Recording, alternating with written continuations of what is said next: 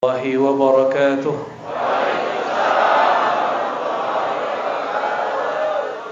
الحمد لله الذي أبرزنا في آخر الزمان من أمة سيدنا محمد صلى الله عليه وسلم، والحمد لله الذي جعلنا ممن فرح بمولد نبينا محمد صلى الله عليه وسلم، والحمد لله الذي هدانا لهذا وما كنا لنهتدي لولا أن هدانا الله.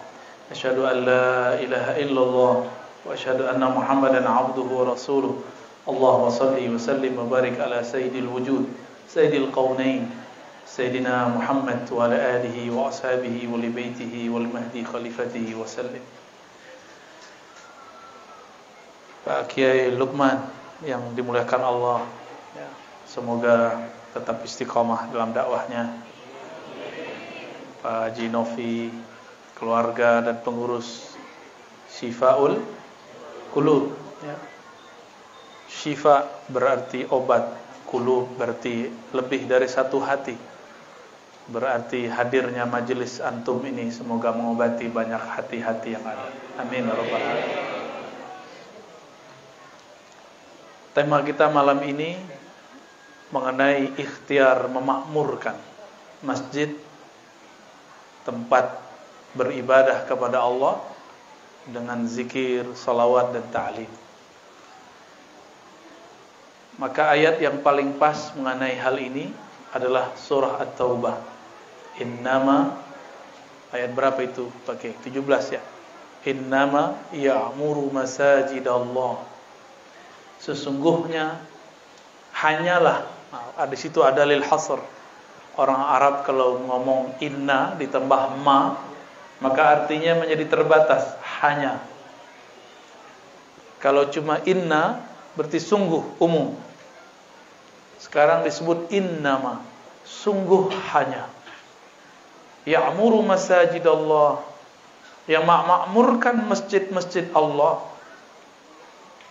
Man amana billah, orang-orang yang kalbunya ada iman, kepercaya kepada Allah Subhanahu wa ta'ala.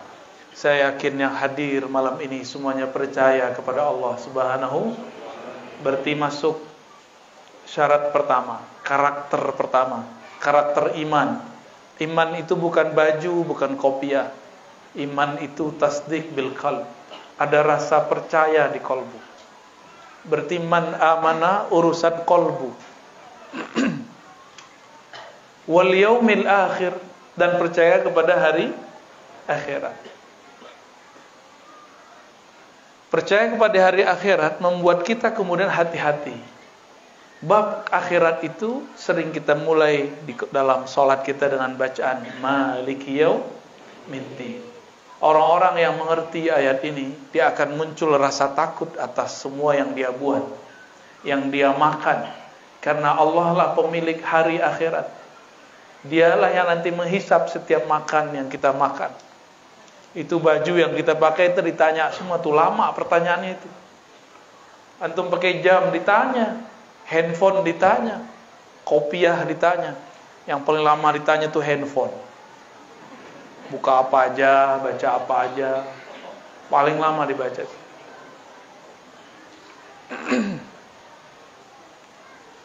Terus kalimat berikutnya apa? Dari amal kolbu turun ke amal zahir.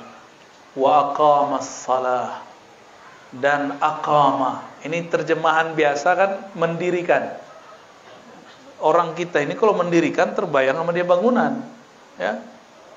Aqama itu berarti berusaha menyempurnakan sholat. Berarti dia belum merasa benar-benar sholat, baru berusaha. Kalau orang-orang yang merasa sudah sholat itu munafik. Hati-hati Pak. Ibu-ibu yang baca sholawat mana orangnya? Oh, di luar. Itu cowok apa cewek? Ibu-ibu, mantap. Kalah bapak-bapak ini. Masa ibu-ibu bisa sholawat, bapak nggak bisa ya? Wa aqamas shalah. Ini belum, jarang orang memperbaiki terjemahan ini. Bukan memperbaiki, merevisi. Di zaman dulu, aqama mendirikan orang faham. Tapi zaman sekarang mendirikan kok mirip dengan mendirikan masjid ya. Beda. Aqama yakni al-kasbu, al-ikhtiyar, al-mujahadah, usaha fi itmamis salawat, untuk menyempurnakan salat. Makanya orang-orang ini tidak pernah merasa salatnya sudah sempurna. Dan tidak pernah merasa dirinya sudah benar-benar salat. Karena yang merasa sudah salat itu wailun, fawailul lil musalli. Maka celakalah bagi orang yang merasa dirinya salat. Hati-hati nih, sedikit saja, tipis sekali. Kita kalau sudah merasa salat, terus ada orang dengar cerita si fulan wali Allah, yang pertama kita perhatiin salat dia. Kalau kita nggak melihat secara kasat mata dia sholat, kita bilang, masa wali begitu? Padahal belum tentu dia tidak sholat seperti yang kita lihat. Jadi tolong para kiai, para masyaikh, para tuanku, ya, tuan guru, buya-buya, nerjemahkan aqama itu yang benar.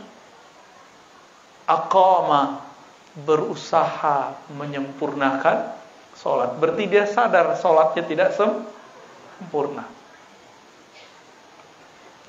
Yang tadi sholat isya, sholatnya sempurna nggak? Khusyuk nggak, Pak? Khusyuk apa kusut? Jujur ya, jujur aja lah. Khusyuk apa kusut? Mulai dari awal takbir sampai assalamualaikum, berapa persen dengan Allah? Nabi dalam hadis Tabarani mengatakan di akhir zaman itu sebagian orang cuma dapat bagian sholatnya 10%. Usyur 10. Ada yang dapatnya 1/8. Ada yang dapatnya 1/20, ada yang 1/30, ada yang setengah. Nggak dapat semua. Itulah makna ayat tadi. Tapi orang munafik merasa sholatnya diterima, merasa dirinya sholat. Maka nanti kalau pulang subuh-subuh tuh, itu ujian aqamas salah. Subuh-subuh kita keluar ke masjid. Pas balik dari masjid kita lihat, kok tetanggaku belum bangun ya? Munafik kayaknya. Terbersit rasa sok suci, lalu mengatakan tetanggaku munafik. Kan ada hadis, 2 sholat yang berat bagi orang-orang munafik. Al-isya wa subuh, isya dan subuh. Tetanggaku munafik. Berarti dia udah merasa sholat. Ini gawat itu. Hati Pak ya. Di tahun-tahun sebelumnya cuma karena beda coblosan itu bisa nggak nyolatin sholat orang kalau mati. Ini gawat itu. Itu berbahaya sekali. Di mana ulama-ulama ahlus sunnah saat itu? Bingung saya itu. Saya bingung melihatnya. Tapi mereka pada takut dibentak jamaah. Takut diturunin dari mimbar oleh jamaah. Ya salam. Saya mau tanya sama antum, ada nggak di kitab fikih nyoblos? Ada nggak di Quran beda partai, beda pilihan, beda iman? Nggak boleh disolatin, ada nggak? Menyedihkan sekali. Kemana ulama-ulama ahlus sunnah kita? Semuanya termakan hoax. Yang dulu hoax itu pernah diperlakukan kepada para sahabat Rasulullah. Sehingga Sayyidatuna Aisyah perang dengan Sayyidina Ali. Sayyidina Ali perang dengan Sayyidina Muawiyah. Sahabat perang karena hoax. Mau nanti diulang lagi 2023, 2024. Beneran? Mau janji? Nih coba ingat-ingat kata ini saya ulang-ulang dimanapun sekarang. Beda politik bukan beda iman. Coba diulangi. Ya. Kenapa? Karena dalam ajaran ahlus sunnah, coba buka semua ayat, semua hadis, semua kitab-kitab ahlus sunnah, Tidak ada di situ syarat Ahlus Sunnah itu coblosannya sama, partainya sama. Nggak ada. Aisyah masih Ahlus Sunnah nggak ketika berperang dengan Ali? Ali masih Ahlus Sunnah nggak ketika perang dengan Muawiyah? Yang nggak Ahlus Sunnah itu yang mengkafirkan mereka semua, namanya Khawarij. Antum yang mana yang ngafir-ngafirkan? Jangan ulangi kesalahan itu. Untung orang Indonesia adem-adem, nggak emosional seperti di sana. Dan untung di negeri ini tidak bebas pegang senjata. Di Yaman semua orang boleh pegang senjata, udah kayak bawa sendok aja, biasa bawa. Di Mesir boleh. Alhamdulillah di negeri kita dibatasi itu. Dan ini nikmat besar dari Allah Subhanahu wa taala. Wa aqamas shalah, mereka berusaha menyempurnakan salat. Kapan sempurna salat kita? Kapan sempurnanya? Anta'budallah ka'annaka tarah. Engkau ibadah, menyembahnya seakan-akan melihatnya. Jika tidak, yakinilah bahwa dia melihatmu. Ada yang bisa lihat Allah? Berarti yang lihat Allah siapa? Allah juga. Maka anta'budallah itu engkau menyembahnya seakan melihatnya. Engkau melihatnya dengan pandangannya. Jadi siapa yang memandang? Allah juga yang memandang. Karena la tudrikul absar wa huwa yudrikul absar. Allah itu tidak dapat dicapai oleh pandangan orang yang memandang. Tapi pandangannya meliputi semua pandangan.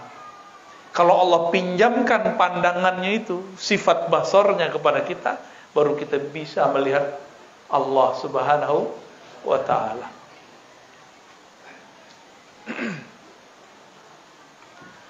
Kemudian wa aqamas shalah, ayat berikutnya apa? Kalimat berikutnya wa ataz zakah. Ata memberikan, mendatangkan, menunaikan az-zakah, zakat. Harfiah zakat apa arti harfiah zakat? Az-zakah bisa berarti pembersihan. Tapi zakat juga berarti an-numu, tumbuh. Maka setiap kali orang memberi, secara zahir hartanya berkurang, tapi secara hakikat di sisi Allah hartanya bertambah. Gak percaya antum tanya sama orang yang sudah sering ngasih-ngasih, berbagi. Tanya sama dia, kenapa dia ngasih gak pernah miskin-miskin? Malah tambah berkah. Di sini dia bakar duitnya, dia bagi-bagi uangnya, dia korbankan dirinya untuk dakwah, untuk menyokong pendakwah misalnya. Tapi di tempat lain Allah akan sokong dia. In tansurullah yansurkum. Jika engkau menyokong Allah, membantu Allah, Allah akan membantu. Jadi kenapa kita belum dibantu Allah?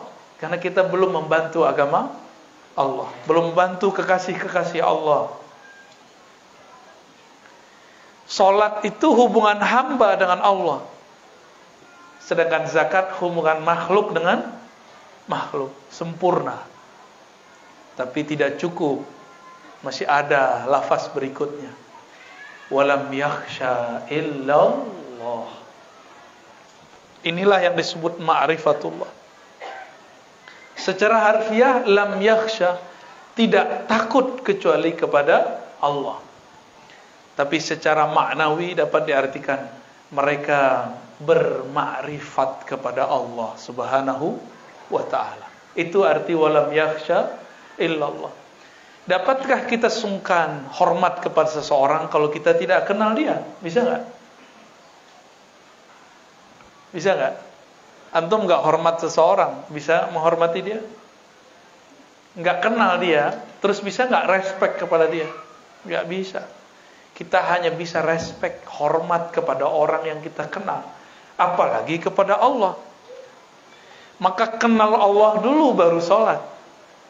Sebenarnya kenali dulu Allah baru sholat.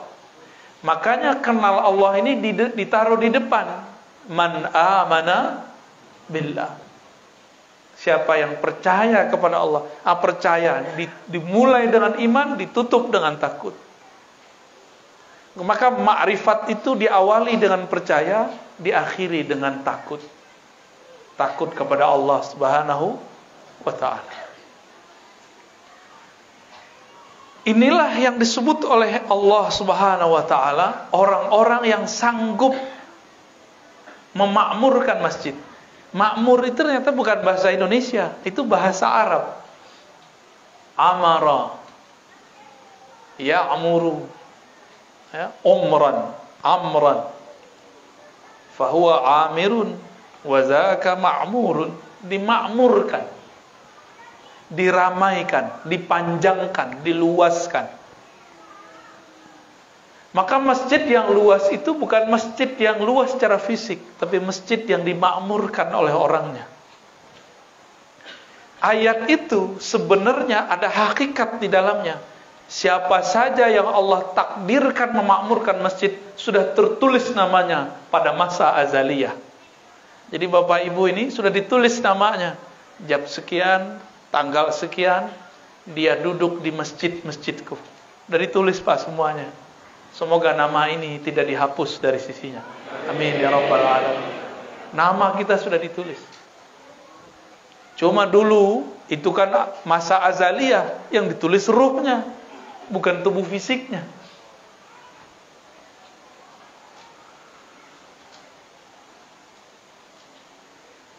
Dalam sebuah hadis Imam Tirmidzi disebutkan bahwa Nabi SAW, kata Abu Sa'id Al-Khudri, bersabda, man i'tada, ya, atau man yata'ahada, ada dua versi riwayat, ilal masjid idza ra'aitumur rajul yata'ahad bil masjid fashhadu lahu bil iman. Jika engkau menyaksikan seseorang yata'ahad, dia terikat oleh masjid, terpikat oleh masjid. Oleh Al-Imam Al-Mubarakfuri, yata'ahad diartikan dua hal, memakmurkannya dan berkhidmah di dalamnya. Nih kalau nggak bisa khidmah besar, ada sampah ambil, masukin. Al-Imam Al-Bukhari, Imam Salafus Saleh, pengarang Sahih Bukhari, itu imam hebat. Dia kalau jalan, tangan sama kakinya dicium sama Imam Muslim. Gimana? Tangan sama kakinya dicium sama Imam Muslim. Itu imam ahli hadis. Di Indonesia orang cuma sungkem doang sama bapak ibunya disebut syirik. Canggih orang Indonesia ya. Katanya si ustadz ini ikut sunnah. Kita tanya sunnah siapa? Sunnah Imam Bukhari. Padahal Imam Bukhari membolehkan cium tangan dan kaki dalam tradisi orang-orang Bukhara dan Persia. Bahkan tradisi Nabi Sallallahu Alaihi Wasallam.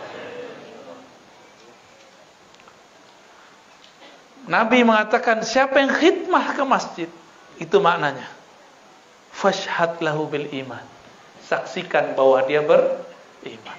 Makna kedua, siapa yang engkau saksikan, engkau lihat bahwa dia ini terpikat hatinya di masjid, fashhadu lahu bil iman, maka jadilah engkau saksi bahwa dia betul-betul percaya kepada Allah Subhanahu wa ta'ala. Betapa hebatnya umat Nabi Muhammad, tidak bertemu Nabi Muhammad tapi percaya kepada Nabi Muhammad Sallallahu Alaihi Wasallam. Betapa hebatnya umat Nabi Muhammad, percaya kepada Allah tanpa perlu mengatakan belahlah bulan, tanpa perlu mengatakan panggil tuh pohon bawa ke sini. Gak perlu. Itu cukup di zaman beliau orang-orang Badui, ya. Kita gak perlu begitu. Kita percaya kepada Allah tanpa syarat, karena Allah sudah cukup sebagai syarat dan rukun percaya. Maka apabila kita sudah menyaksikan ada orang khidmah, ada orang terpikat di masjid, kita pun akan mengatakan dia beriman kepada Allah Subhanahu wa ta'ala. Lalu Nabi bacakan ayat ini, surat At-Taubah ini. Bapak, Ibu, Saudara, sahabat yang dimuliakan Allah, Nabi SAW bangun masjid bukan karena ingin saingan. Nabi pun bangun masjid karena menunggu wahyu dari Allah Subhanahu wa ta'ala. Ketika beliau masuk ke Madinah, disebutkan dalam riwayat Imam Tirmidzi, hadisnya sahih, beliau berjalan bersama sepupu-sepupunya dari kalangan orang-orang Madinah. Dulu masih bernama Yathrib. Disambut oleh orang-orang Madinah. Itulah kalimatnya, marhaban ya Rasulullah. Selamat datang wahai Rasulullah. Itu kalamnya. Jadi yang kita baca itu bukan kalam dibuat-buat. Itu seakan-akan kita menghadirkan kembali kisah Rasulullah masuk ke Madinah. Itu maksud beliau. Itu maksud para masyayikh kita. Dan saya sudah sering cerita, ya mungkin teman-teman, sahabat-sahabat sudah sering dengar lewat Thariqat Al-Yutubiyah. Ini pengikut Al-Yutubiyah ya. Mursyidnya banyak di situ. Mulai dari yang bersanad sampai tidak bersanad. Nabi SAW ma marra bihajarin wala syajarin, tidaklah melewati suatu batu ataupun gunung illa kecuali sallama alaih. Itu batu yang keras, itu pohon yang tidak punya akal, yusallim alaih, mengucapkan salam kepada baginda Nabi Muhammad sallallahu alaihi wasallam. Maka kita malu kepada Rasulullah.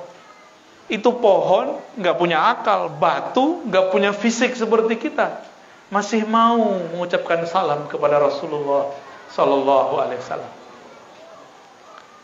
Betapa kerasnya hati ini, betapa bodohnya kita, betapa lalainya kita. Punya akal, punya gelar, punya ilmu, punya pekerjaan, punya fisik, punya hati, tapi tidak mengucapkan salam kepada Rasulullah sallallahu alaihi wasallam. Malah mempertanyakan khurafat tuh yang meyakini Rasulullah hadir lagi majelis. Ya salam. Yang mengatakan hadir itu kan Rasulullah. Bukan kita, bukan Habib Umar, bukan Habib Ali, bukan Habib Fulan, bukan. Yang mengatakan hadir menjawab saat orang bersolawat itu Rasulullah sallallahu alaihi wasallam. Apa kata beliau? Ma min ahadin, tidaklah ada seorang kamu yusallim alayya, mengucapkan salam kepadaku, illa raddallahu alayya ruhi, kecuali Allah kembalikan ruhku. Bahasa kitanya Allah hadirkan rohku. Hatta arudda alaihi salam, sehingga aku membalas salam-salamnya. Bertanyalah anak pintar, anak cerdas di Palembang. Buya, Rasul kan satu. Yang ngucapin salam malam ini aja udah berapa ini? Berapa orang yang hadir Pak Kiai? Enggak sempat ngitung ya. Kita bukan robot ya. Gimana cara membalasnya? Itulah dijawab dengan syair yang antum baca tadi. Tala'al badru alaina. Kita juga baca tadi, dibaca enggak tadi? Anta syamsun, anta badrun. Matahari mengeluarkan pancaran sekali. Kenal semuanya. Benar enggak? Apakah berkurang matahari dengan banyaknya orang yang mendapatkan cahaya matahari? Paham maksudnya? Itulah makna anta syamsun. Wahai Rasulullah, engkaulah sang pelita matahari, sang surya, yang cahayamu sekali menyembur, sekali keluar, dapat memenuhi semua hajat orang yang berhajat. Jadi gak usah suuzon, berprasangka Nabi gak bisa jawab. Rasulullah itu pelita, syamsun. Rasulullah itu bahkan kalaupun gelap, badrun. Apa maknanya? Kalau terang, orang semuanya baik, Rasulullah pelitanya. Kalaupun gelap, masih Rasulullah juga yang memberi syafaat. Itulah makna Al-Badr. Al-Badr itu adalah sebutan Rasulullah yang juga merupakan nama dari Al-Imam Al-Mahdi fi akhir zaman. Apa arti Badr? Dalam gelapnya alam semesta masih ada pantulan cahaya matahari. Jadi cahaya bulan itu cahaya matahari juga, benar nggak? Ini cara memahami imam akhir zaman, ntar. Cahaya rembulan itu cahaya matahari juga. Kapan dia bercahaya? Jika alam semesta gelap. Itulah yang disebut jahiliyah. Dan jahiliyah ini akan terjadi 2 kali. Jahiliyah pra-bi'tsah, sebelum Nabi diutus. Dan ada jahiliyah akhir zaman. Jahiliyah akhir zaman itu udah berkopiah, udah pakai baju koko, udah pakai sarung. Tapi nggak mengerti, ya. Udah pakai celana tapi jingkrang, ya. Udah berjenggot, udah semua. Tapi dia nggak ngerti juga bagaimana cara berkoneksi kepada Rasulullah Sallallahu Alaihi Wasallam. Itu kalau Nabi ngomong, tidaklah kamu mengucapkan salam kepadaku, melainkan Allah kembalikan, Allah hadirkan, arudda ala ruhi. Raddallahu alaihi ruhi, Allah kembalikan rohku. Lalu aku membalas salamnya. Masih kurang yakin nama hadis ini? Ini hadis Imam Abu Daud, seperguruan dengan Imam Bukhari, menulis kitab judulnya Sunan Abi Daud. Hadisnya sahih.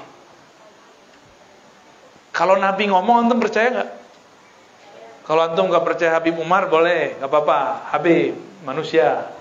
Sekarang yang ngomong Rasul, percaya nggak? Hah? Bahwa beliau hadir kalau orang mengucapkan salam.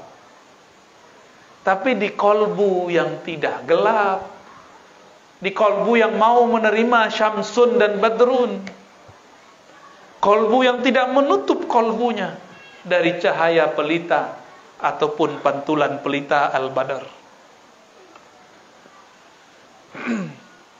Maka kalau orang-orang yang kolbunya benar-benar terang, itu disebut nama Rasulullah saat lagi mahal qiyam. Sebenarnya dia nggak tahan untuk menahan kerinduan kepada Rasulullah Sallallahu Alaihi Wasallam. Bapak Ibu yang dimuliakan Allah. Jadi apa ikhtiar kita untuk memakmurkan masjid? Amalannya tadi, ajarkan ilmu iman di sini. Maka harus ada ajaran tauhid, ahlus sunnah wal jemaah. Ada kalimat yaumul akhir, berarti di situ ada ilmu tentang akhir zaman. Harus ada ilmu akhir zaman yang benar, bukan cocok logi.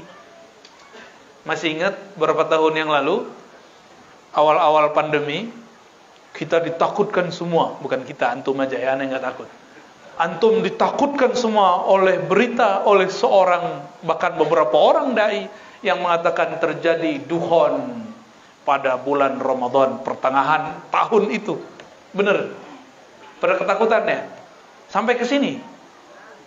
Betul-betul antum nih suka hoax ya. Hoax aja ditelan ya. Dan itu nggak minta maaf loh. Revisi semalam sebelumnya terus bilang, "Oh enggak, hadisnya dhaif." Tapi dia mengatakan, "Siap-siap beli pangan." Akhirnya terjadilah panic buying. Istilahnya benar nggak begitu? Buying panic apa? Orang panik beli, habislah beras di beberapa tempat. Dikira mau kiamat, ya salam. Nggak ada minta ampun kepada Allah, tidak ada minta maaf kepada Rasulullah, tidak ada minta maaf kepada umat Rasulullah SAW. Ini kan yang nyebarin kekacauan di tengah umat namanya. Kalau di surat An-Nur berbahaya itu orang-orang yang menyebarkan antasyi'a al-fitnah, ya, yang menyebarkan fitnah di antara orang-orang beriman. Nggak ada kata maaf. Pernah dengar nggak? Ada dengar nggak? Jangan-jangan udah kena hoax baru lagi antum. Ada hoax baru lagi. Di akhir zaman Nabi suruh kalau terjadi huru-hara di mana-mana, maka pergilah ke dalam hutan. Maka dia sekarang buat perumahan akhir zaman di tengah bukit, di tengah hutan.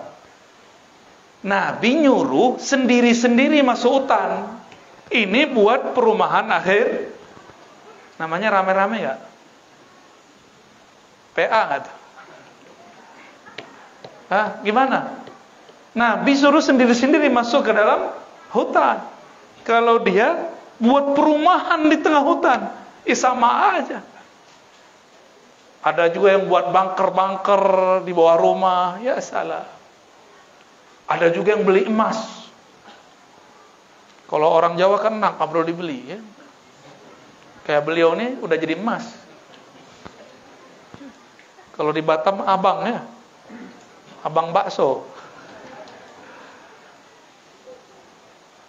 Panik, nggak tahu cara untuk menuju kepada Allah Subhanahu wa taala. Akhirnya mau cari referensi. Ketemulah, wah, kita harus hidupkan lagi dinar. Ya salam. Nanti kalau Imam Mahdi keluar dan daulah berdiri, antum bangun tidur itu dinar di mana-mana sampai nggak ada lagi orang yang berhak menerimanya. Bukan berarti kita nabung taruh di mana sekarang dinar, enggak itu. Nanti itu dinar ada, emas ada, perak ada, duit ada, tapi makanannya nggak ada. Jadi nggak bisa pakai tabungan emas, apalagi Kang Mas. Nggak bisa. Tolong jangan panik kalau belajar akhir zaman. Harus ada materi itu di sini. Kajian akhir zaman yang sahih. Ya, jangan cocok logi, pakailah kitab Tazkirah Imam Al-Qurtubi, cocok sudah. Ya. Kalau enggak pakai Mukhtasar Imam Sya'rani terhadap Tazkirah Al-Qurtubi. Ada kan kitabnya. Jangan cocok logi. Jadi masjid ini jangan kemudian menjadi penyebab orang halu. Harus menjadi penyebab intelek kita naik. Orang yang tambah datang ke masjid tambah waras gitu seharusnya. Bukan malah tambah ketakutan. Gimana ntar Dajjal keluar, terus antum punya tabungan emas, gimana? Bisa selamat pakai emas? Waduh, ada beberapa kajian ya salam. Nanti itu ya terjadi paceklik. Ya paceklik kan masalah pangan nanti. Orang nggak butuh lagi nanti duit, nggak butuh. Maka tolong hidupkan kajian iman kepada Allah, kajian akhir zaman, al-yaumil akhir. Kajian akhir zaman itu ada dua, ada pra kiamat, ada setelah kematian dan kiamat. Alam barzakh, wah itu seru tuh ngajinya. Padang mahsyar, lebih asik lagi. Coba antum kalau baca hadis tentang alam kubur, pertanyaan pertama di kubur apa? Kamu salafi enggak? Kamu jemaah tabligh enggak? Kamu syafi'i enggak? NU enggak? Enggak ditanya. Pertanyaannya gini enggak? Khatam Quran berapa kali, bro? Enggak ada. Udah haji berapa kali? Haji 2 kali, Haji Muhyiddin. Enggak ditanya. Enggak ditanya. Pertanyaannya apa? Man rabbuka? Siapa Rabbmu? Siapa tuh ya orang zat yang kau sembah? Rabb, pemilikmu. Zat yang mengendalikanmu, yang kamu sembah, yang kamu rindui, yang kamu harap, yang kamu gantungkan harapan kepadanya. Siapa? Bos, pasangan, orang tua, jamaah. Siapa? Itu enggak, yang jawab bukan lidah ini. Yang jawab kolbu. Karena kolbu itu enggak bisa bohong di situ. Mangap-mangap ya digampar sama. Antum punya udah ngelihat itu filmnya orang barat tuh, Thor namanya, tahu Thor. Tuh si Thor tuh punya pentungan, bukan pentungan tuh apa namanya? Hammer. Itu lebih cakep, lebih gede daripada itu. Punyanya Mungkar Nakir tuh. Gak bisa jawab. Kepala itu hancur kepala. Hancur kepala.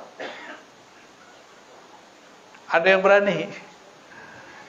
Maka sekarang jangan sibuk hanya ilmu-ilmu kulit. Harus mulai masuk kepada ilmu ma'rifatullah, mengenal Allah Subhanahu. Antum hafalan berapa ntar gak ditanya. Maka yang hafiz sama yang gak hafiz, kalau gak kenal Allah sama melaratnya di sono. Lo kan Quran memberi syafaat. Quran itu untuk dihafalkan atau untuk difahami? Cara memahami itu pertama menghafal, membaca, ya. Tapi jangan berhenti di situ. Kalau menghafal lebih kenceng handphone kita. YouTube aneh tuh 30 juz gak berhenti-berhenti. Mungkin YouTube masuk surga duluan. Bukan itu. Quran itu bukan untuk sekedar hafalan, tapi untuk peringatan. Gitu. Jadi jangan senang dulu anak kita sudah hafal sekian. Lihat dulu akhlaknya. Lihat dulu akhlaknya. Ya, banyak sekarang ya, ada yang nantang-nantang anak-anak ribat ya, santri-santri ribat. Sebenarnya nantang saya. Kata dia, gua hafal 30 juz, berani coba. Ya salah, dia sombong pakai hafalannya. Ya, berani coba sama saya. Kata dia itu, saya hafal 30 juz. Ya salah. Apakah begitu Rasulullah mengajarkan orang hafal Quran? Baru baca 30 juz udah berani nantang-nantang debat. Ya. Ditanya apa yang ente hafal, bisa jawab nggak? Jadi kalau mau menghidupkan Quran, jangan hanya menghidupkan tahfiznya, tapi harus masuk kepada tafaqquh fid din, wajib hukumnya. Memahami agama. Adakah perintah di dalam Al-Quran menghafalkan tanpa memahami? Ada nggak? Nggak ada. Yang ada tafaqquh. Tafaqquh itu menghafal masuk di dalamnya, belajar masuk di dalamnya. Ditolong para masyayikh, para kiai hidupkan tahfiz plus tafaqquh fiddin. Jadikan itu jargon. Karena pembeda tentara Dajjal dengan tentara Al-Mahdi di akhir zaman cuma tafaqquh. Paham atau tidak, cuma itu aja bedanya. Sama-sama hafal soalnya. Dulu sudah berhasil bunuh Sayyidina Ali. Sama-sama hafiz Quran. Sayyidina Ali hafiz Quran, yang bunuh hafiz Quran. Gimana tuh? Ya. Udah jam 9 pakai. Wa aqamas shalah wa ataz zakah. Itu ada ilmu di situ, ilmu syariat dan hakikat. Mau sholat begitu-gitu aja? Nggak mau kan? Supaya sholat enak kita bertorikoh. Supaya sholat diterima oleh Allah kita berhakikah. Bertorikoh itu cari metode supaya khusyuk. Dulu yang ajarkan kita sholat itu cuma mengajarkan cara zahir, benar nggak? Waktu kecil diajarin cara zahir nggak? Kolbunya udah diajarin belum? Kalau tubuh ini wajib sholat, sebenarnya yang sholat tubuh ini atau yang di dalam ini? Ya. Yang disebut aku, wajah tuh, aku hadapkan diriku kepada pencipta langit dan bumi. Itu tubuh ini atau energi ruh yang ada di dalam tubuh ini. Maka wajib belajar ilmu mengenai siapa diri ini sebenarnya. Maka di masjid ini wajib belajar tentang ma'rifatun nafs. Ilmu mengenal diri, karena itulah satu-satunya pintu mengenal Allah Subhanahu wa ta'ala. Yang sudah pernah kuliah S1, S2, S3 udah kenal Allah belum? Belum tentu. Karena di kampus mengenal akal, diri yang akal, baru diri yang zahir. Diri kita itu ada jiwa berkaitan dengan tubuh, ada akal. Akal ini gelarnya doktor tuh. Jadi doktor tuh bukan gelar mursyid ya, DR ya. Itu nggak laku dalam kubur itu. Jadi nanti dalam kubur malaikat nggak akan nanya ya dokter Razi, nggak laku. Buyanya nggak masuk tak dalam kubur. Jangan-jangan nama ini nggak laku juga. Jadi yang sudah beryuforia dengan gelar-gelar akademiknya, gelar-gelar keagamaannya, tunggu dulu, itu gak laku masuk ke alam kubur. Lakunya cuma di jamaah antum. Dokter lakunya di kampus. Ya. Dokter lakunya di mana? Di kampus. Di sini aneh, kenapa ada dokter? Kan gak perlu di masjid ada dokter, itu gak perlu. Emang mau ada ujian skripsi di sini? Kan gak perlu. Apakah kalau saya sadar saya dokter, saya kenal diri? Belum. Jangan-jangan tambah sombong, terbersit di hati, aku lebih tinggi kuliahnya daripada yang lain. Ini sombong jadinya. Makanya kalau pas kenalan coba aja lihat, saya Dr. Rozi, itu kena tuh dah. Kena udah. Saya Kiai, saya Buya, ya salam. Kalau Bapak Ibu lain, saya Pak Haji, Pak Haji Muhyiddin. Itu sholatnya protes tuh. Gue sholat 5 kali nggak disebut-sebut katanya.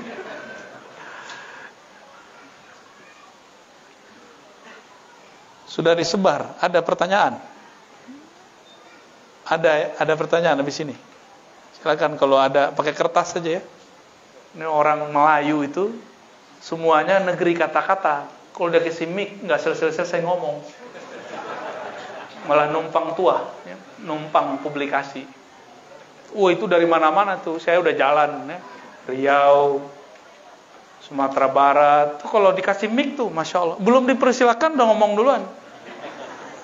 Tapi orang Batam ini karena sudah banyak majemuk di sini, mungkin sudah beda kali ya. Ya, ada pertanyaan? Tafadhal.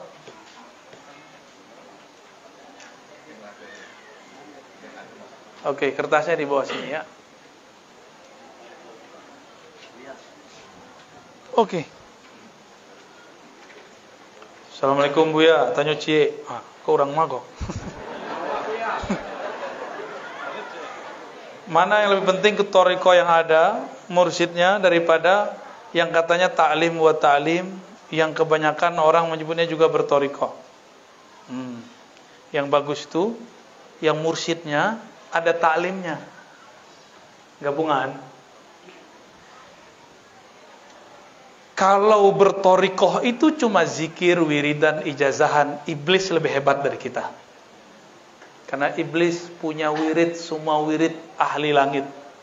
Jadi setan itu, iblis itu dulu namanya, pangkatnya itu Azazil. Dia bertugas sebagai penjaga surga.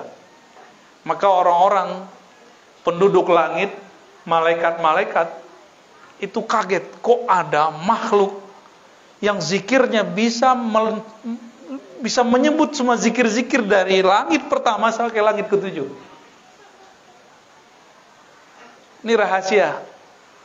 Kitab-kitab zikir yang ditulis oleh para ulama, itu Allah izinkan ruhnya masuk ke alam langit, disebut malakut. Makanya turun, ruhnya turun, fisiknya di sini. Turun jadi hizib, turun jadi ratib. Karena nggak boleh orang buat zikir sendiri. Dia itu ngambil zikir dari sana. Semuanya sumbernya dari Rasulullah Sallallahu Alaihi Wasallam. Maka Nabi SAW mengatakan, zikir yang sering dibaca oleh makhluk di langit, Subhana zil izzati wal jabarut, ada. Subuhun kudus Rabbuna Rabbul malaikati war ruh, Subhana rabbil azim wa bihamdi. Itu semua zikir-zikir alam malakut.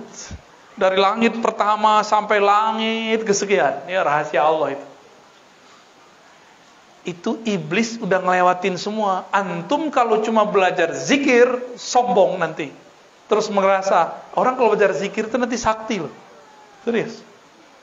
Sakti aja. Airnya jadi obat. Bisa jalan di atas air.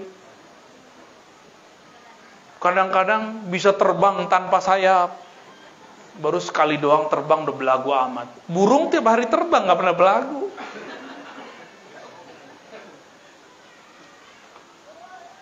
Jadi yang mana yang bagus?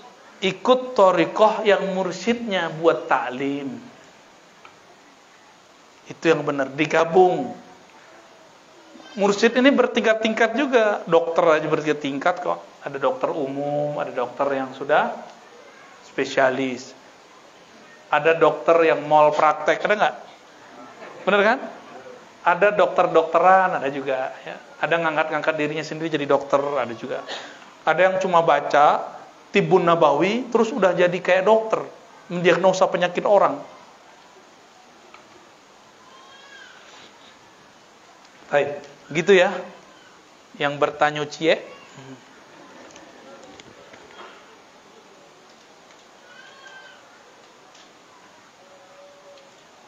Batam Center, Pak Zamzami. Ini yang punya air zam-zam kali ya. Pertanyaan, nafas kita yang turun naik, wah, naik turun tangga maksudnya. Hati yang berkata-kata dalam diri kita, apa dan siapakah mereka? Hantu kali. Bagus pertanyaannya. Nafas yang menghirup, naik, keluar, turun. Ada yang nafasnya ke atas, maka disebut turun. Jadi nggak salah pertanyaannya. Ya. Yang nafas itu betul paru-paru secara zahir, lewat hidung secara zahir. Tapi siapa yang membuat dia bisa ngembang, ngempis? Jantung berdenyut, memompakan darah. Siapa yang gerakin? Saya debat panas selama dokter. Ibu-ibu, Bu, dok, itu yang gerakin jantung kamu siapa? Gerak motorik. Ya gerak motorik itu apa? Ya namanya gerak motorik. Ya berarti kamu taklid juga. Taklid kepada penemu istilah gerak motorik. Gerak motorik itu dalam bahasa kita disebut ruh. Apa sebutannya? Ruh. Getaran itulah yang kemudian membuat ada gerakan-gerakan di dalam tubuh ini. Kalau ruh ini Pak ditiup oleh Allah. Hembusannya, ruh itu hembusan Allah, bukan zat Allah ya. Jangan salah paham. Ada yang mursyid salah paham sama saya. Dikira ruh itu dia pakai ibarat rokok dipotong dua. Oh, kamu meyakini ruh itu potong dua ya? Separuh Allah, separuh kamu. Loh, itu dalil rokok, gak ada dalilnya. Kalau di Quran surat Sajadah, surat Shad, surah Al-Hijr, nafakhtu fihi min ruhi. Aku hembuskan ruhku, hembusanku. Aku tiupkan hembusanku. Bukan zatku. Tapi hembusan itu bersumber dari zatnya. Karena sengaja Allah Subhanahu wa taala menitipkan itu ke dalam diri ini. Faja'alnahu sami'an basira, karena hembusan itu manusia dapat mendengar. Jadi yang mendengar itu si ruh tadi. Yang melihat itu ruh tadi. Sayangnya ruh ini tidak diberi kesempatan melihat lebih luas. Dia cuma diberikan kesempatan melihat pakai mata. Para ruh itu bisa memandang tanpa mata ini. Bapak Ibu kalau tidur bisa ngelihat sesuatu nggak? Waktu mimpi bisa ngelihat sesuatu mimpi. Matanya kebuka atau ketutup? Kok bisa ngelihat sesuatu? Khayal? Bukan. Itu asli. Bahwa kita punya alam lain di dalam diri kita ini. Kalau lagi dikejar anjing, si guguk dalam mimpi, lari nggak? Itu nyata berarti. Dalam mimpi, ditinggal kekasih. Nangis nggak? Maluluang. Bener nggak? Saya waktu kecil, saya mimpi mak saya meninggal. Tapi meninggalnya baru 2 tahunan sebelumnya. Kebetulan kita ada keluarga sebenarnya di sini, cuma nggak pernah ketemu ya. Insya Allah ketemu nanti, insya Allah. Itu ibu saya meninggal dalam mimpi, saya nangis. Bangun tidur saya lihat mak saya masih hidup. Lah, kok nyata di alam mimpi itu? Tapi kok pas bangun, Imam Ghazali kasih kaedah. Kalau orang masuk ke alam malakutnya, itu alam malakut namanya. Kalau enggak alam carut marut. Maka di saat itu dia memandang apa yang dia pandang di dalam itu zahir, nyata. Ketika dia bangun, maka dia menganggap yang di dalam tidur itu mimpi. Bagi kita yang di dalam mimpi, orang yang bangun sekarang itu nggak nyata. Pernah ini nggak kecekek nggak lagi tidur? Pernah. Padahal nggak ada yang ngecekek kan? Bener. Kita panggil-panggil orang, dia jawab nggak? Tuh kenapa tuh? Kejadiannya nggak jelas. Bapak Ibu Saudara yang bukan Allah. Jadi berarti ada sesuatu selain tubuh ini. Tubuh ini hanyalah alat kendaraan, pesawat. Kalau kendaraan kita sudah rusak, nggak bisa dipakai, ya kita tinggalkan. Si kita itu akan pergi, namanya mati, meninggalkan tubuh ini. Jadi meninggal itu bagi ahlul haqiqah, itu adalah kesempurnaan. Mati itu bagi orang yang cinta kepada Allah, rindu kepada Rasulullah adalah kesempurnaan. Tapi bagi orang yang tinggal di dunia itu adalah kekurangan, bala bencana. Ya, selamat jadi alien ya.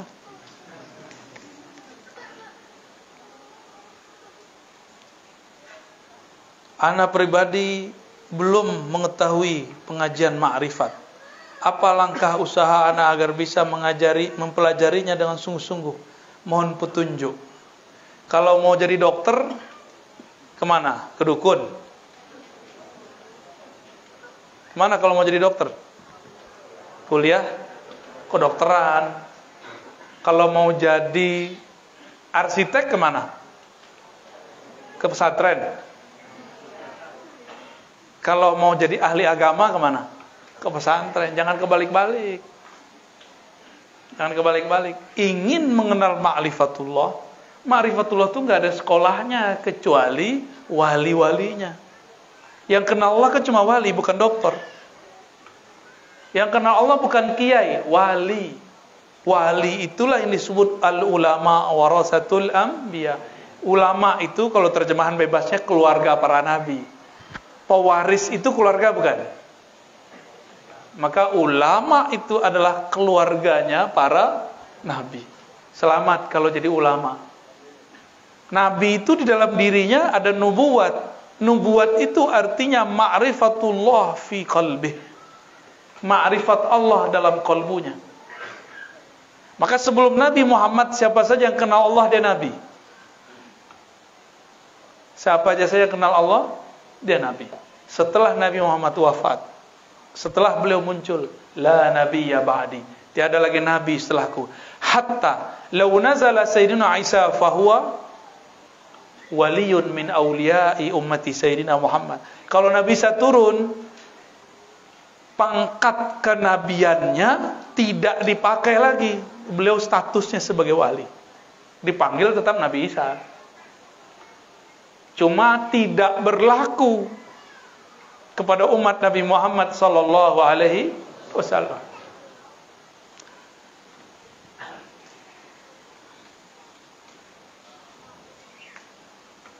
Amin doanya ya. Doanya saya usah baca ya. Apa hukum ketika tahiyat akhir saat salam kita menundukkan kepala ke depan terlebih dahulu baru terus ke depan lagi? Itu gimana caranya itu? Lalu ke kiri. Apakah sah salat kita? Gimana caranya Pak Kiai? Nundukkan, terus maksudnya apa itu? Nggak ngertian itu ya. Thariqah baru ya, mazhab baru, mazhab al-Batamiyah. Salat itu yang tenang. Jangan gerak-gerak aneh-aneh. Hatta gerak-gerak begini itu nggak usah. Tapi kalau di kolbunya bergetar, tangannya kemudian bergetar, boleh. Saya pernah mengalami itu. Di kolbu itu bergemuruh nama Allah. Tangannya begini terus. Itulah hadisnya. Nabi ketika saat tasyahud bergetar tangannya. Yuharrikuha. Tapi di hadis yang lain, la yuharrikuha, tidak menggerakkannya. Maka kita gabung hadisnya sama-sama riwayat Imam Nasai. Bergetar karena kolbunya bergetar. Diam karena kolbunya tenang. Itu ahwal, enggak dibuat-buat begini. Litordis syayatin, untuk tort, apa arti tort? Ngusir setan. Lah itu malah ngundang setan. Coba antum kalau gini-gini, ada di samping, mata ngelirik enggak? Pasti. Anda sedang diuji ya.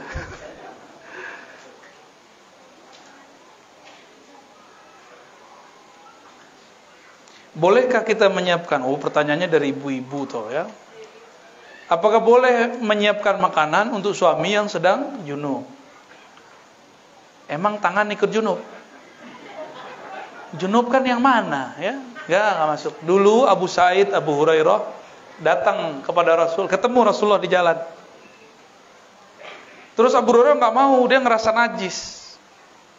Nabi tanya, Nabi kaya Abu Hurairah, kamu kenapa? Bapak kucing. Atau Abu Sa'id di riwayat lain. Apa jawaban mereka? Wahai Rasulullah, aku junub, malu deh. Kan ketahuan kan, wah belum mandi nih.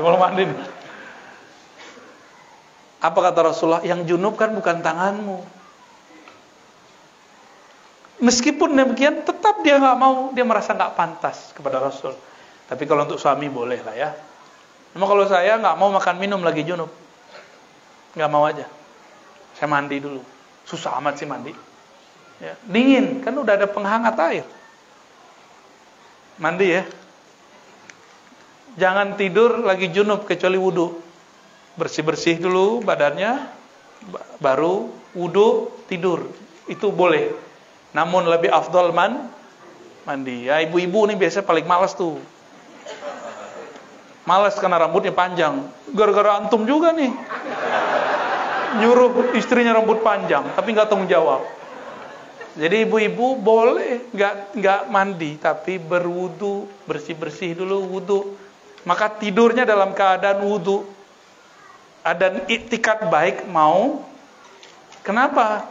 Seandainya mati dalam keadaan junub, malangnya sungguh malang. Keafdolnya kalau dalam mazhab hakikat itu wajib mandi sebelum tidur. Pernah nggak ketiduran lagi junub? Hobi ya. Waduh, wajah-wajah ketiduran lagi junub semua nih. Mimpi buruk atau mimpi baik? Kebanyakan. Kenapa? Nggak pakai baju lagi kan? Ya, iblis Pak yang dekatin. Malaikat itu walaupun nggak ada nafsu tapi pemalu. Jadi malaikat itu nggak mau noleh, dia cuma denger aja pakai telinganya kan. Serius Pak, ini serius ini. Ini obrolan malaikat ini. Mau malaikatnya nggak datang ke kamar kita. Kalau mau pakai selimut. Malaikatnya jagain, bukan nonton dia nggak butuh deh. Nggak ada dia nonton bokep tuh nggak perlu dia. Bagaimana cara berzikir yang efektif yang bisa mengobati penyakit hati? Ini sama pertanyaannya, bagaimana cara berobat sebanyak itu obat di toko obat? Siapa yang ngerti dosis obat? Dokter. Siapa yang ngerti obat kolbu? Mursyid. Atau penggantinya mursyid. Atau wakilnya mursyid. Itu ngerti. Yang dapat ijazah dari gurunya yang mengerti ilmu kolbu. Saya mau tanya, dokter bisa sakit nggak? Sama, mursyid juga bisa berpenyakit kolbunya. Tapi Allah memberikan dia perangkat untuk membersihkan kolbunya. Paham di situ? Terjawab? Jadi, jangan coba-coba sendiri. Tal mal praktek tuh mal praktek. Coba antum nih datang ke apotek, nih habis dapat wangsit. Macam-macam lah namanya. Dosis 3 kali sehari, buat sendiri. 3 hari hancur ginjalnya. Orang yang coba-coba zikir dengan metode sendiri tanpa diwariskan dari ulama yang bersanad, siap-siap hancur kolbunya, hancur akalnya. Jadi mungkin miring-miring dikit tuh wajar tuh ya.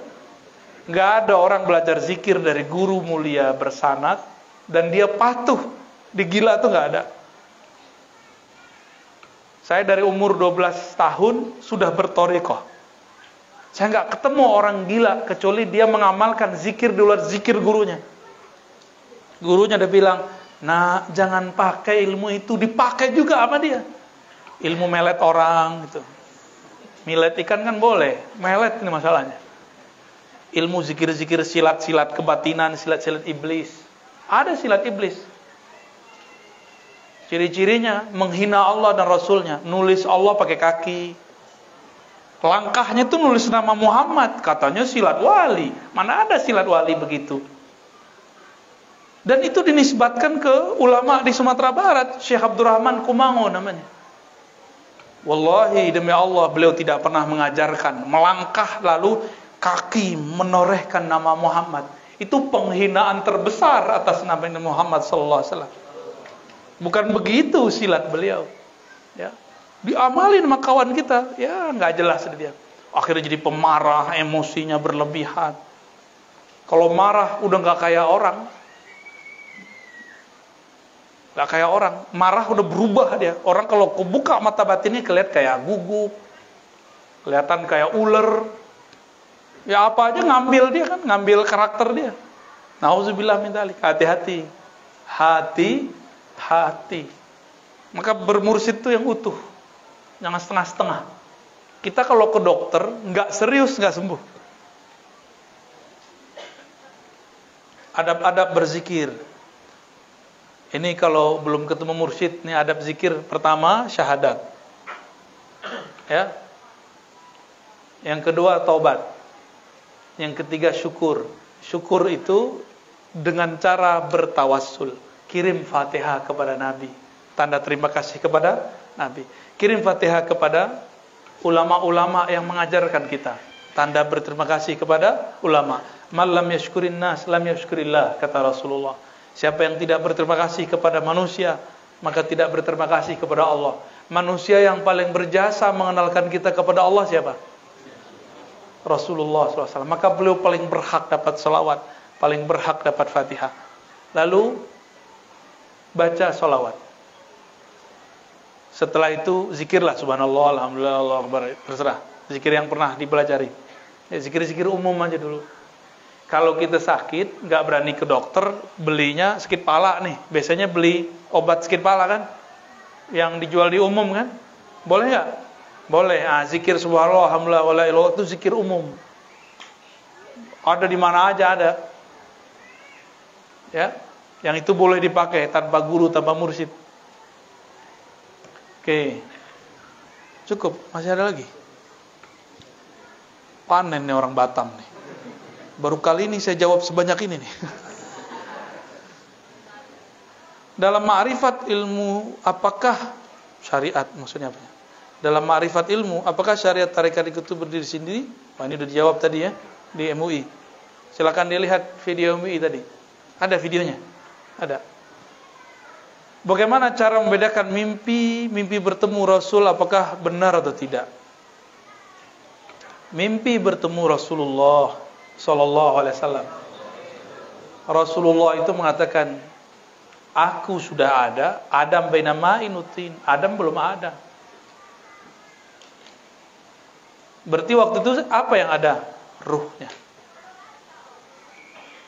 Ketika orang bermimpi, dia masuk ke alam ruh, atau minimal ke alam malakut, alam malaikat, atau alam jabarut, alam arwah-arwah suci. Maka Allah izinkan kadang-kadang, jika kolbunya ada kerinduan kepada Allah, kepada Rasul, dipertemukan dengan ayah ruhnya. Dalam ilmu hakikat, sumber ruh kita dari pancaran nur Nabi Muhammad SAW. Maka disebutlah Rasulullah itu Abul Arwah, bapaknya ruh. Rindu nggak sama ayah? Rindu nggak? Beneran? Bener. Dulu kita pernah ketemu loh ruh kita sama beliau.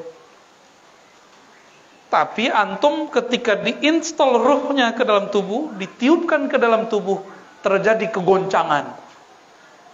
Si otak tidak kenal siapa bapak ruh, karena otak ini fisik. Maka wajib belajar mencari hakikat mau pulang kemana dia. Kita kalau pulang ke kampung bukan? Kampung ruh kita di mana? Kalau kampung Pak Kiai Lukman, Jawa mana pakai? Jepara, Jawa Tengah. Kampung antum mana?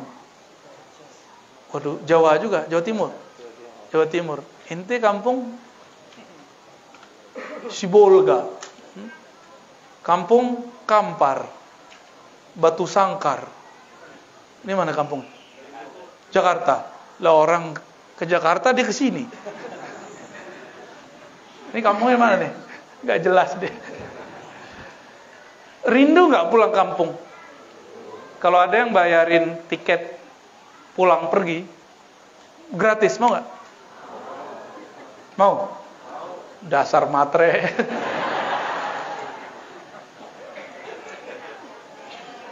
Allah itu bayarin, ya ayyatuhan nafsul mutmainnah. Tapi pantaskan dulu diri menjadi jiwa yang mutmainnah.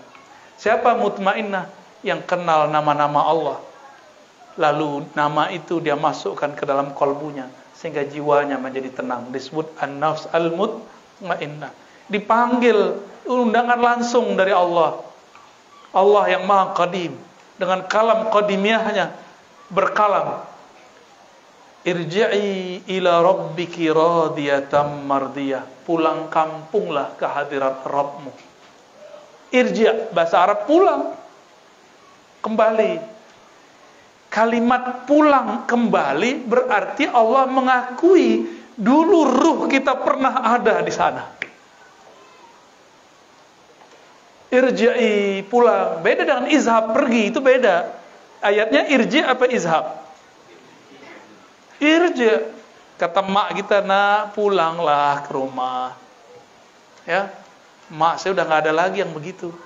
Udah wafat beliau. Rindu saya beliau ngomong begitu. Pulanglah nak, walaupun sehari. Itu ibu yang ngomong. Nangis kita kalau ingat.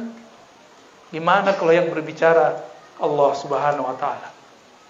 Wahai ruh-ruh yang aku tiupkan, pulanglah ke hadiratku. Pulanglah ke ayah ruhmu. Kembalilah ke hadiratku. Pulang kampung bahagia enggak? Bahagia. Maka kebahagiaan ruh itu kalau dia berpulang kepada bapaknya, kalau dia kembali kepada ibunya, menemui sang penghembus awalnya. Kul huwallahu ahad. Itulah yang disebut inna lillahi wa inna ilaihi raji'un. Maka tidak semua orang mati itu innalillah. Tergadai dulu karena man rabbuka. Beruntunglah orang yang waktu di dunia kenal Allah. Dia cari peta pulang kampung. Bahkan dia memantaskan dirinya dengan izin Allah, mendapatkan undangan dari Allah menjadi an-nafs al-mutmainnah. Ini baru COVID udah klusak-klusuk. Baru PHK udah mau bunuh-bunuh orang.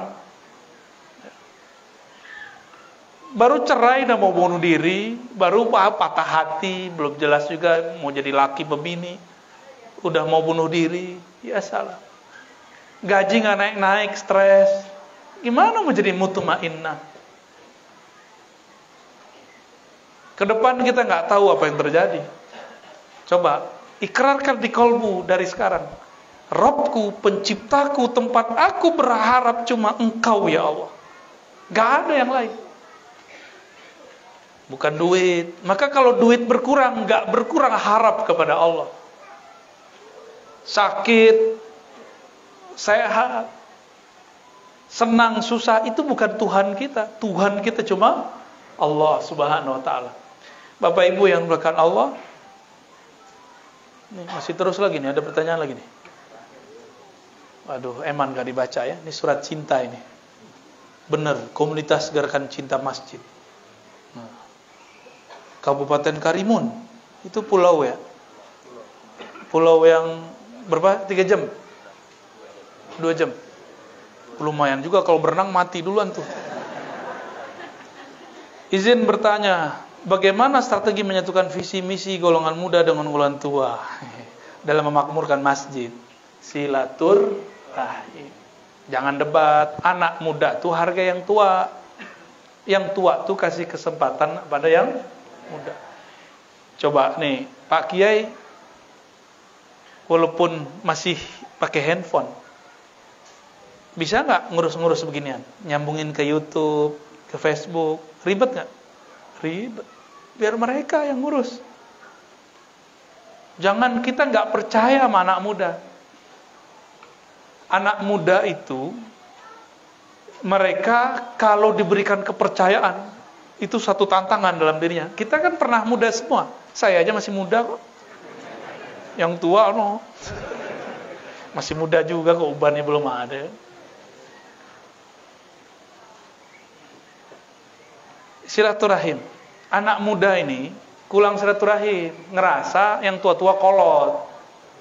Orang tua mana mau dibilang kolot. Anak muda kata orang tua dibilang bandel, kurang ajar. Anak muda mana mau dibilang begitu. Maka perlu silaturahim. Bangun jalinan kasih sayang, ya. Apa kata Nabi? Laisa minna man lam yahtarim kabirana wa lam yarham saghirana.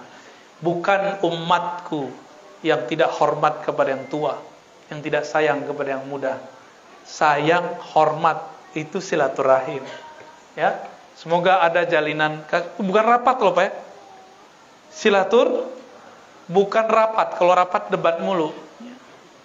Enggak jadi-jadi masjidnya, rapat mulu. Terus terakhir, alhamdulillah. Ini pertanyaannya berbahaya ini. Ada Salafi, ada Wahabi, ada Muhammadiyah, ada NU. Banyak lagi ibu ya. Yo. Apakah yang selain Ahlussunnah wal Jamaah tidak akan masuk surga?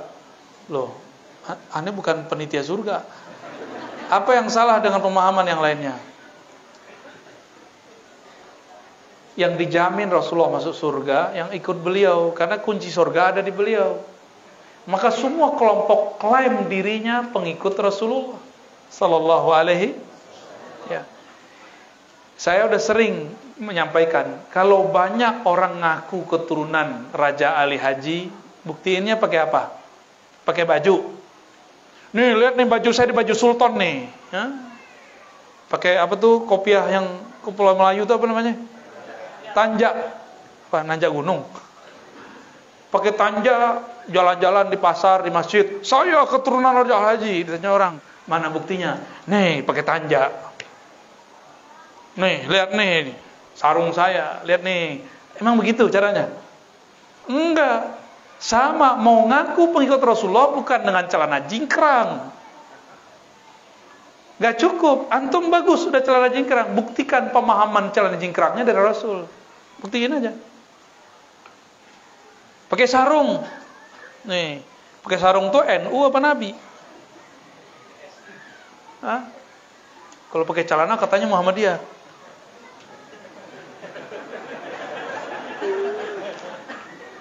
Lah, gak ada. Itu celana sama sarung udah ada sebelum NU Muhammadiyah. Bener gak? Dulu Kiai Ahmad Dahlan pakai sarung loh. Cuma karena orang Muhammadiyah ini sering, karena punya kantor, orang NU punya pesantren. Orang Muhammadiyah nggak nyaman pakai sarung ke kantor. Paham? Saya pernah ngisi kajian di pusat kajian Muhammadiyah. Celana saya kotor, kebetulan di tas ada sarung, saya ganti sarung, diketawain sama pengurusnya. Lah, nggak salah ente. Loh kenapa? Kok pakai sarung? Ini Muhammadiyah, dia bilang gitu. Aneh tanya, ini sarung udah ada sebelum Muhammadiyah ente. Kejadian juga tuh ya. Pernah juga sebaliknya, saya pakai celana di majelis thariqat.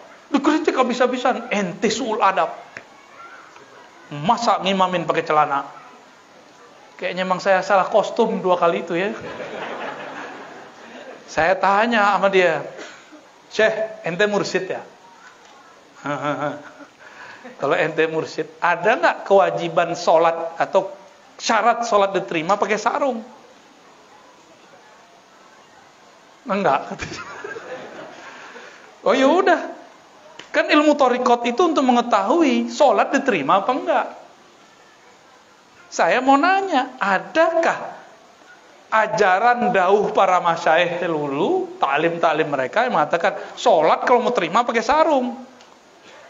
Yang ada sholat kalau mau diterima tutup aurat, benar nggak? Sah namanya. Diterima nanti kolbunya urusannya. Selain Ahlus Sunnah, mampir dulu ke neraka. Nah, masalahnya orang yang sudah ngaku NU, Muhammadiyah, Salafi, benarkah mereka ini Ahlus Sunnah? Tinggal cek sanadnya ada nggak? Nasabnya ada nggak? Ngaku habaib tapi nggak punya nasab, bisa nggak? Modal hidung mancung, dia nih mancung lumayan, tahu-tahu Batak. Ya. Orang Batak tuh senang loh disebut Batak. Ya, tapi kalau di beberapa kampung Batak loh itu ngejek tuh. Ya, padahal Batak itu keren. Ya. Horas, bah. Ya. Kira-kira seperti itu ya. Punyakah sanad? Dan ternyata kita baru saja mengkaji di MUI tadi. Ternyata ulama MUI-nya tawadu ya, alhamdulillah. Mau dengerin saya yang masih bodoh ini. Masih kecil, mereka kan tua-tua semua tuh. Ya, mau dengerin kita yang masih bocah kecil, alhamdulillah. Ya, kita berbagi. Dan saya sampaikan bahwa pembuktian klaim itu nggak cukup dengan berbaju, berpakaian. Cukup itu dengan nasab. Ini sekarang nih terakhir. Ini teman saya yang hidung mancung nih, kita kasih dia serban, kita kasih dia gamis, kasih tongkat, Habib. Jadi Habib langsung nggak dia dengan baju begitu? Tanya dulu, fam ente apa? Ada nggak namanya di Robito Alawiyah? Ya? Kalau nggak ada, itu namanya Habiban, Mbeb panggilannya. Ada orang ngaku dengan sarungnya bahwa dia ahlus sunnah. Ada yang ngaku dengan celana jingkrangnya dia ahlus sunnah. Sama, buktiin aja sanadnya dari mana. Ini ada di kitab bahwa kalau berpakaian terus jingkrang. Itu kitab, sanad memahami kitabnya mana, itu yang kita maksud, bukan nomor kitabnya. Jadi bedakan dalil dengan sanad memahami dalil. Itu dua hal yang berbeda. Dan Imam Ibnul Mubarak mengatakan al-isnad minad-din. Berguru bersanad itu separuh agama. Jadi yang hijrah, perhatikan guru kita siapa, jangan ikut-ikutan. Tanya ke batin kita. Kok saya hijrah malah tengkar sama saudara, nggak baikan sama teman, musuhan sama orang di masjid. Ini hijrah apaan? Rasulullah itu hijrah ke Madinah, baik-baik dengan ini, baik-baik dengan itu. Bukan hijrah model celana, bukan. Nggak ada Nabi hijrah begitu. Ini berkali-kali kita sampai biar jangan gagal fokus. Soalnya Pak G nggak berani bilang. Nggak berani kan nyindir-nyindir jingkrang kan nggak berani dia. Kalau saya kan dulu pengamal. Pengamal Pak saya dulu. Ada 2 tahun celana saya jingkrang dulu. Tapi bertambah nggak iman? Nggak nambah. Malah tambah sombong. Kalau ada imam masjid celananya di bawah mata kaki, itu saya jadi imam. Malah gitu. Wallahi saya dulu pernah begitu. Waktu kita mau ngisi kajian di Mampang, Jakarta, saya telat. Masbuk, orang udah selesai semua. Kita satu rombongan, tebak celana di bawah mata kaki. Jenggot lumayan ada jenggot, tapi nggak cukup. Saya pakai kopiah, tiba-tiba ada yang nyelonong dari tempat wudhu. Celananya jingkrang, nggak pakai kopiah, jenggotnya lumayan, tapi panjangan saya. Dia merasa, komat. Horor amat nih imam. Cuma karena celananya jingkrang, dia merasa aja berhak jadi yang ustadz kan saya di situ. Ego kita muncul tuh. Tapi saya istighfar, ya Allah, ampun ya Allah.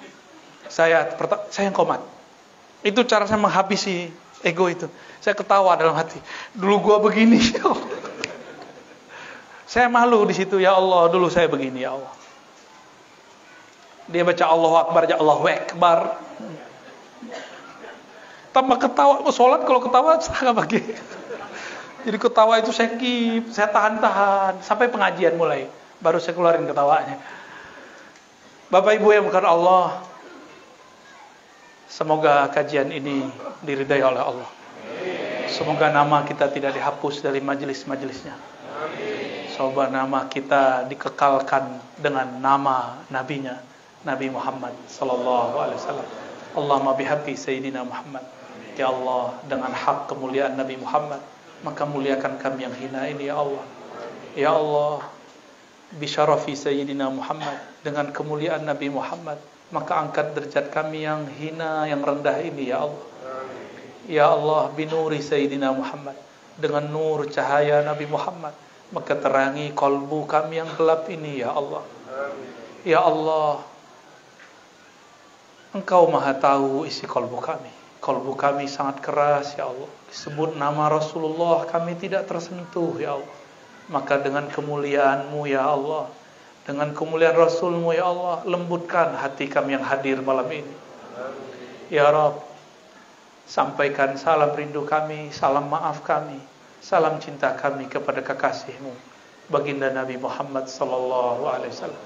Ya Rabb, terakhir ya Allah, jadikan kami hamba yang Engkau pantaskan menjadi an-nafs al-mutmainnah, jiwa yang tenang.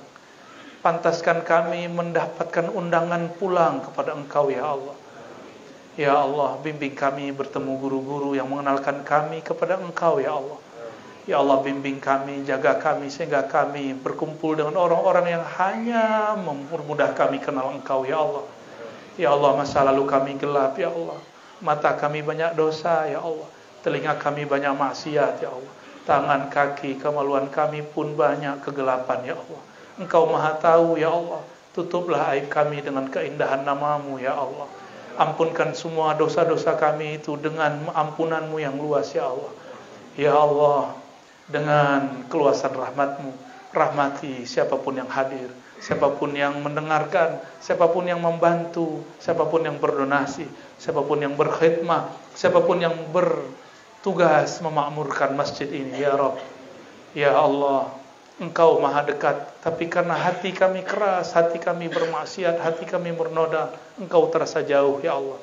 Bihaqi Sayyidina Muhammad farzuqna qurbak. Ya Allah, dengan hak Nabi Muhammad, berikan kami rasa kedekatan kepada Engkau, kesadaran bahwa Engkau maha dekat. Ya qarib, ya qarib, faj'alna minal muqarrabin. Rabbana atina fid dunya hasanah wa fil akhirati hasanah wa qina adzabannar. Waqtim lana bil khairat waqtim lana bi husnil khatimah. Ya Allah biha, ya Allah biha, ya Allah biha, ya Allah bi husnil khatimah. Wa sallallahu ala sayyidina Muhammad walhamdulillahi rabbil alamin.